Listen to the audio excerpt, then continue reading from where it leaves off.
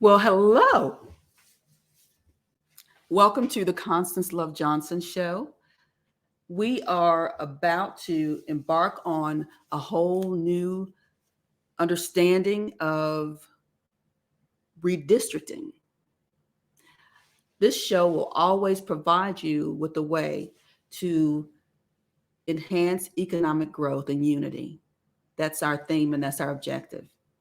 To make sure that every issue and every act of Congress and our state legislature is a process you know and understand, especially if it affects your economic growth. So today we'll be discussing redistricting. And before we begin, I need for you to go to constancelovejohnson.com. And it's LOV without the E, but it's still the same impact. constancelovejohnson.com. Look for a flyer on the front page, just a little ways down from the header, that's titled Redistricting Every 10 Years. And there's a link under that flyer that takes you to a folder that provides you with the maps and a PowerPoint presentation so that you can follow along with me as I am providing you information about redistricting.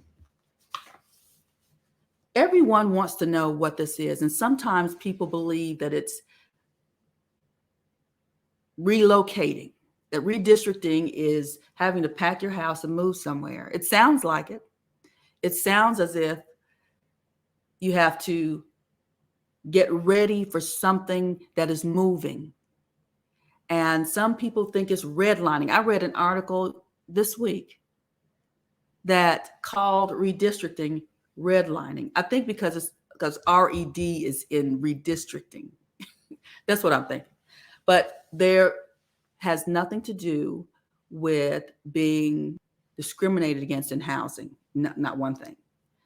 Redistricting is a way to make sure that your congressional leaders are not overburdened with too many citizens. And of course, they wouldn't feel overburdened. People who run for these congressional offices, state legislative offices, they will serve until they drop because it's just inside of them. It's inside of me. I'm ready to serve. I'm running for the U.S. Senate, and the U.S. Senate is not the same as a House representative seat. It's completely different.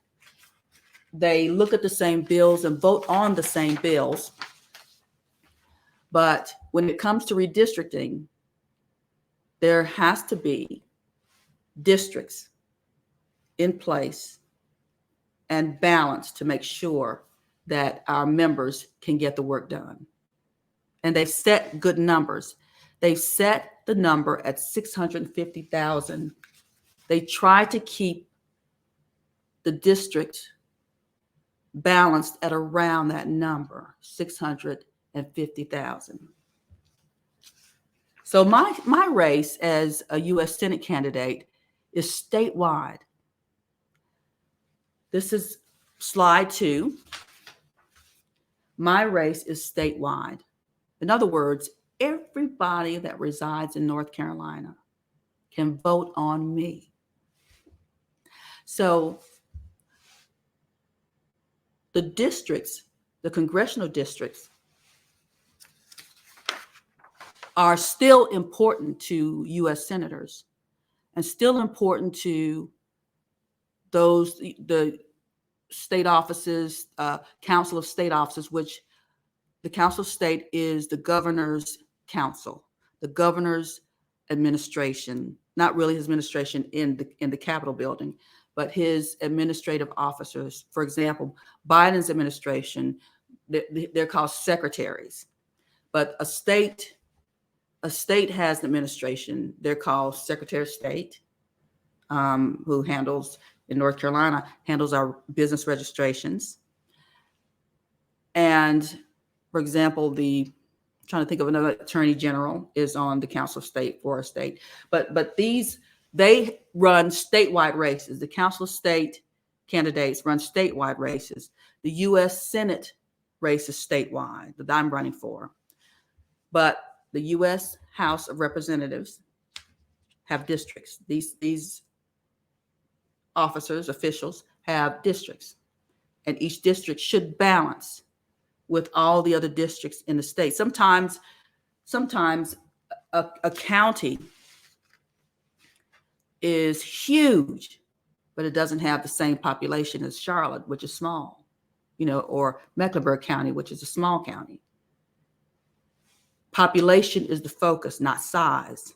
But size is the focus when you're in a district that's being changed and the lines are being drawn and changing the way that your district is shaped.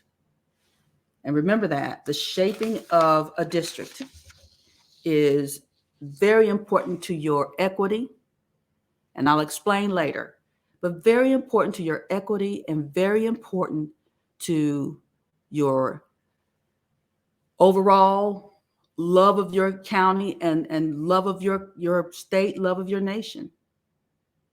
To maintain equity in the United States, we have to conduct these redistricting efforts. We have to get involved in redistricting if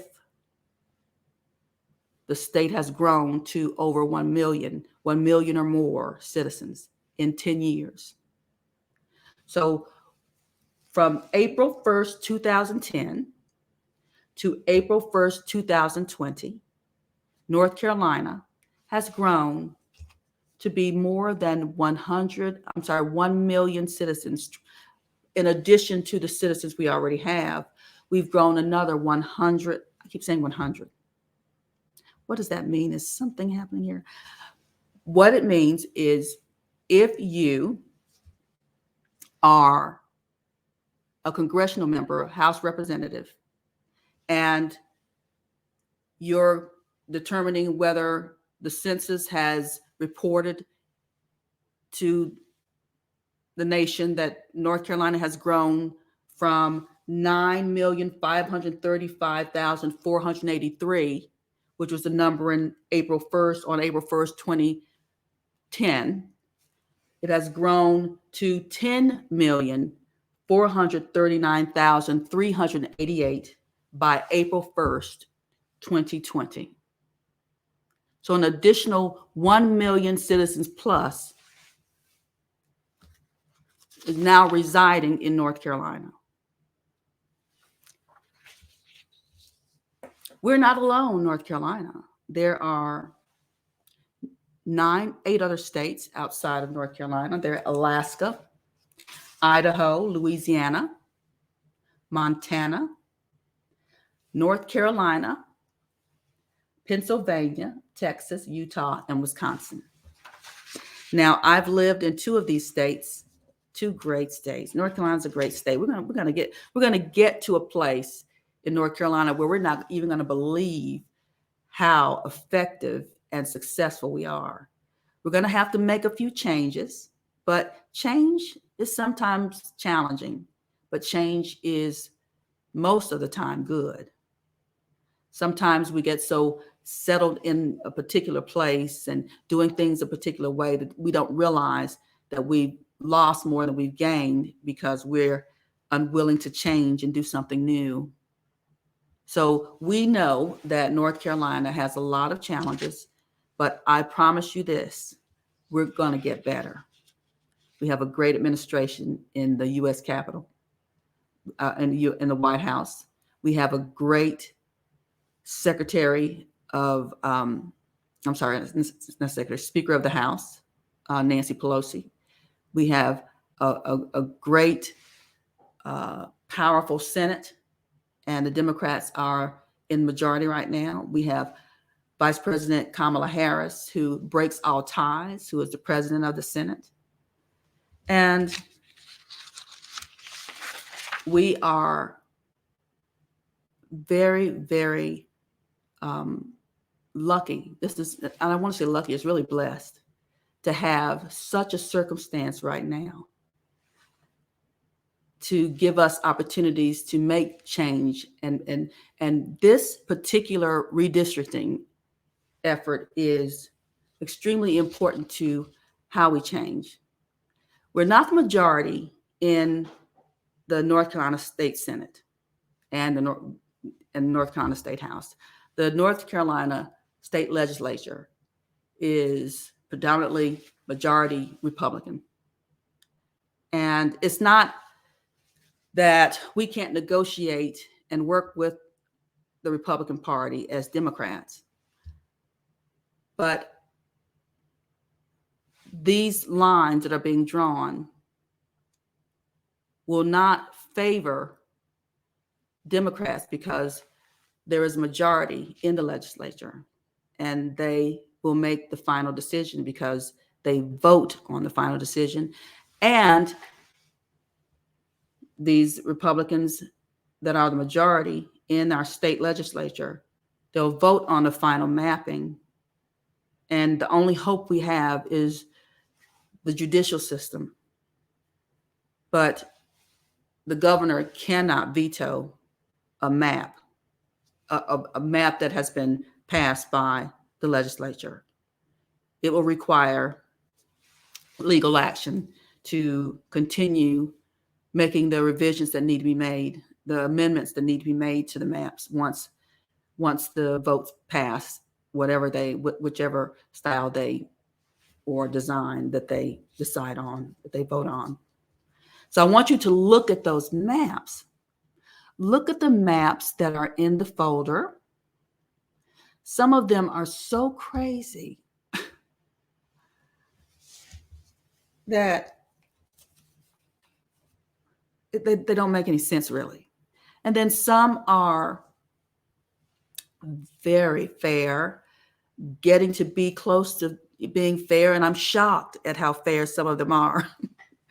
Because the goal is to, when the legislature reviews the congressional districts, they have the state legislators have to review the congressional districts to make decisions about redistricting. So they're not changing where you live. You don't have to move. And they're not going to discriminate against where, you picking a house or anything. It's not redlining. But what they do is we have 50 districts. The North Carolina Senate has 50 districts. The North Carolina House has 120 districts. So they look at both maps, then they choose the framework, the lines of how the congressional districts will now ease in one more district, that 14th district.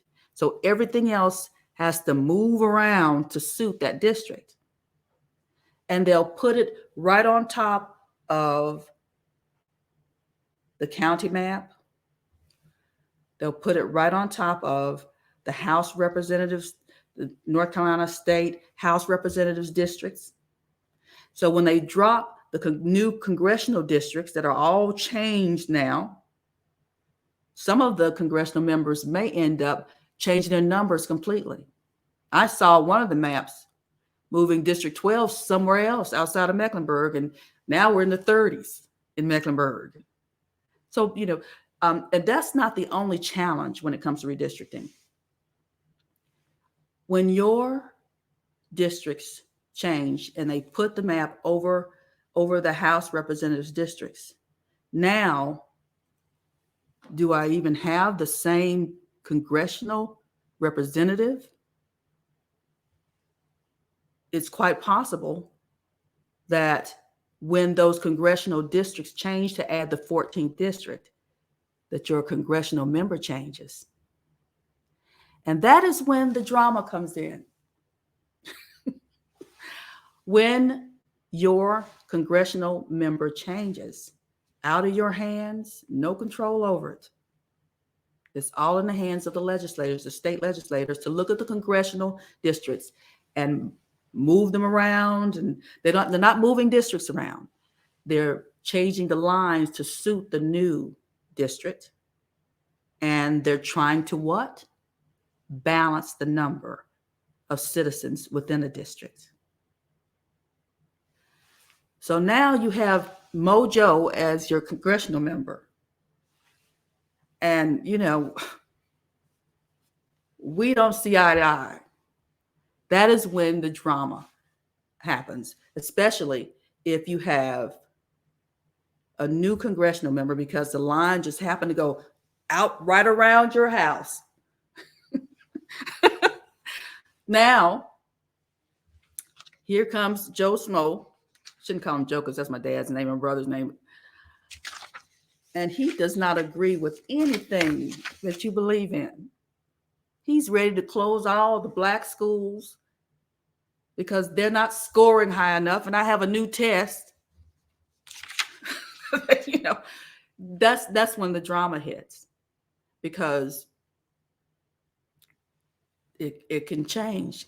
Your congressional member can change through redistricting. And not only can your congressional member change, but now you have new neighbors in your district sharing a new congressional member, and we don't even know you. And what is Chattanooga, North Carolina? We don't even,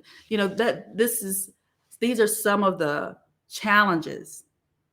I'm making up that there's no such thing as Chattanooga. Chattanooga is where Tennessee, I think.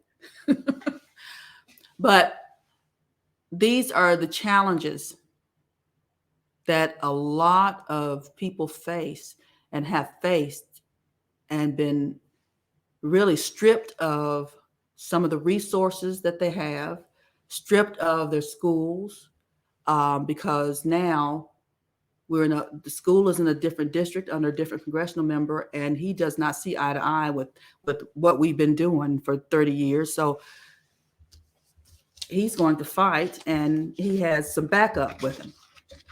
So I want you to look at where you are, what county you're in on those maps.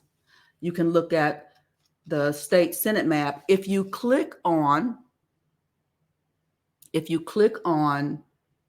the state Senate map, there's a link on the PowerPoint, not the JPEGs, but on the PowerPoint in that folder. It takes you straight to the redistricting committees. So the link titled committee takes you to the Senate committee so that you can see who your representatives are, who your senators are, to call them. They finished all of the open sessions to allow people to comment and testify about these districts and how they feel about redistricting. And they've allowed us to look at some of the maps. I didn't put all, there are 9 options to choose from to look at. But I put a few in there that were a bit crazy. Dividing Mecklenburg into 40 districts, I'm just joking, into 5 districts, one of the maps. It may not be a bad thing, but, we have to sit down and study to make sure that we understand who will be governing Mecklenburg County with, 5 different congressional members. And that's not a bad number. That gives us more people to rely on, to depend on. But it's different. Like I said, change is sometimes a challenge. Change is sometimes good. When things are not moving, when our circumstances in our lives are not generating economic growth, and violence is erupting, and we have very little opportunities economically in business, we absolutely may need 5 representatives. So take a look at those maps. These maps give you all 50 North Carolina senatorial districts, or districts for our North Carolina senators, and also provide a map of 120 districts representing our state house. Take a look at those, both the 50 districts for the Senate, 120 districts for the House, and then look at the congressional maps, the new congressional maps. One of the congressional maps has 13 districts, 13 congressional districts. That is the one from 2019. The other congressional maps in the folder are the proposed new congressional districts that include an extra district, making it 14. You'll see that's really the way you can figure out which map it is. When someone lifts a map of districts and there are only 14, it is a congressional map. If someone pulls out a map of districts and there are 120 districts on it, that is the House, North Carolina State House. If someone pulls out a state district map that has 50 districts, that is the North Carolina State Senate district map. So remember to look for the numbers to distinguish what map you're looking for immediately.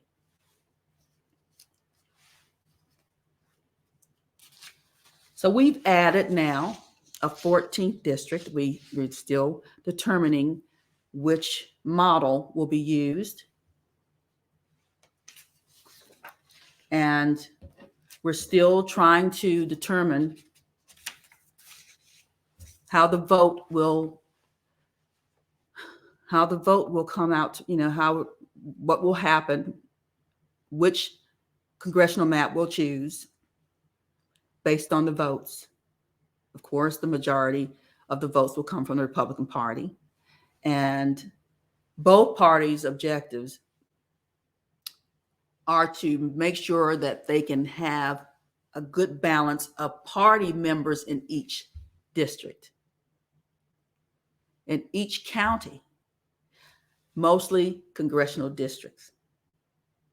Because if I can get the majority of my party members in this district, it's mine as a Republican. Do you understand? If I can get blue all the way through this district from one side to the other, that's going to be a fun district for Democrats. So redistricting also gives you the power to add votes to your candidates' runs, to their campaigns. Make sure that your candidates have opportunities in every district. If you find a district that looks like a puzzle, like shaped like, that is called, most people would refer to that particular shape as an effort to engage in gerrymandering. Gerrymandering is named after one of our U.S. vice presidents, I believe, Jerry. His name is Jerry. And mandarin comes from a salamander or something like that.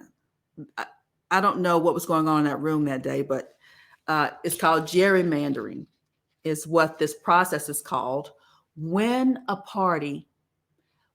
state officials are looking at the congressional map and choosing to reshape districts horribly and violently in their favor.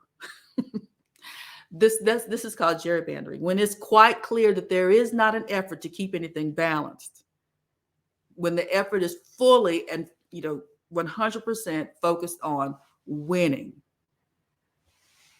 Some consider that unjust. And some consider that an opportunity, gerrymandering. But it really is best to keep the districts as balanced as possible. That is what our nation expects of our elected officials, to keep our districts as balanced as possible. There were issues of race coagulating or race, gerrymandering.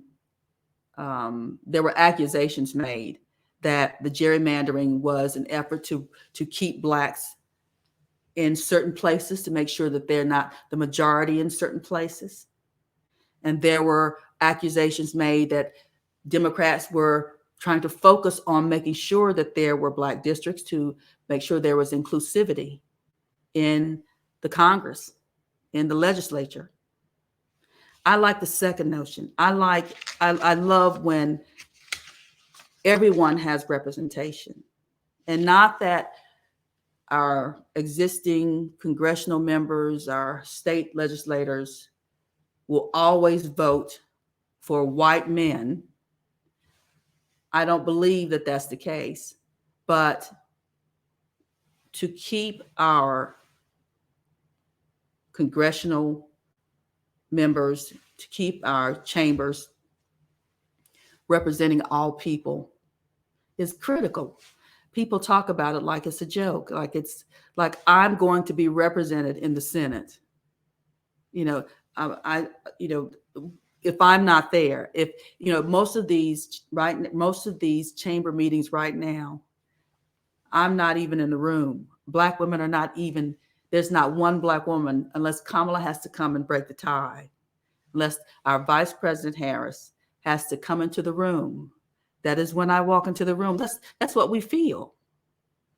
I'm not saying that Tom Tillis and Richard Burr does not represent my ideals, but when I need something that pertains to Black children, education being fair, testing being fair, do I feel that Tillis and Burr will represent us? I think they'll try their best. But if I was in there, it's a whole different game. It's a whole different process and a whole different dialogue and a whole different testimony. And testimony is all congressional members do, Senate and House. Who is testifying for me? You may testify for my water. You may testify for my soil. You may testify for my economy. But let me testify and tell you a little something about the business economy of North Carolina. We're not going to go off on other subjects. But gerrymandering is what we want to avoid. We really need balance and we need inclusion. These are some of the issues that I wanted our legislators to understand, that diversity and having a representative of everybody that exists in America in the room keeps it fair and keeps everyone knowledgeable of the facts and brings to that room new ideas based on where I've traveled and where I've come from culturally. So keep that in mind, please, legislators, state legislators, when you're looking at that congressional map. And please remember that we have different issues that we have to face because of our histories. Our histories are quite different. The struggles that we've had to be challenged with. You need to hear from all cultures of people to understand what the Native Americans are experiencing, what the Asians are experiencing, what the the Jewish people are experiencing, what the new immigrants are experiencing, what Latinos are experiencing, Hispanic people are experiencing. They are not commonly identical to yours. And that's what I'm concerned about. Don't toss out the issue of diversity. Keep it strong and keep it in place so that we're fully knowledgeable of the steps we need to make for every community.